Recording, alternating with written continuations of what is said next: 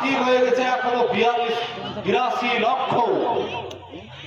তো অভিষেক বন্দ্যোপাধ্যায় কিছুদিন আগে বলেছিলেন যে আগামী 18ই মার্চ অর্থাৎ ঈদের আগে সমস্ত যুবসাথীদের যারা এই আওতায় অন্তর্ভুক্ত হয়েছে সকলের অ্যাকাউন্টে টাকা ঢুকে যাবে।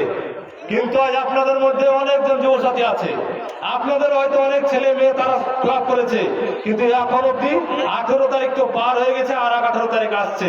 সমস্যা নাই, ওরা দিতে পারবে না, কেননা মিথ্যাবাদ সরকার, এটা তার প্রমাণ। আজ আমাদের কেন্দ্রের যে মোদী, আমাদের মাননীয় প্রধানমন্ত্রী, ওনাকে মাননীয় বলতে লজ্জা লাগে, কেননা যিনি আমাদের শিক্ষিত সমাজকে বলতে পারেন যে পাকোড়া ভেজে খাও। আরে পাকোড়া ভেজে খাবো, সেটা তো তোর বেলায় খাবো না। আমার বাবার পয়সা থাকবে, আমার বাবা হয়তো বলে একটা দোকান করবে, তাই হয়তো করে খাবো। যে নির্লজ্জ সরকার বলতে পারে না যার শিক্ষা যতটুকু, সে ততটুকু একটা করে কর্মসংস্থান পাবে। এটাই আমাদের রাজ্যের মমতা, আর কেন্দ্রের দিদির নাই কোনো ক্ষমতা।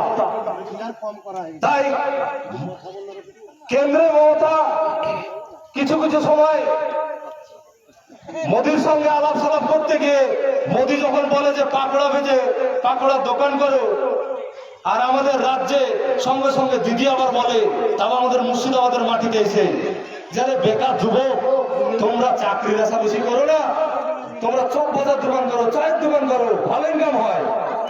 এর চেয়ে লজ্জার কথা আছে?